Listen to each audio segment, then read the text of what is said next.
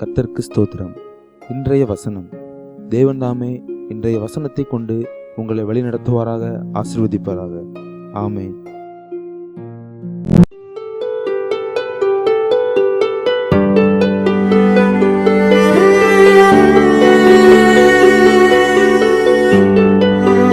ஆனாலும் நீ ஆதியில் கொண்டிருந்த அன்பை விட்டாய் என்று உன் பேரில் எனக்கு குறை உண்டு.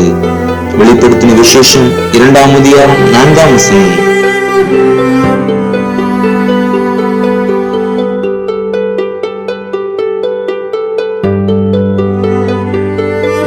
But I have this complaint against you.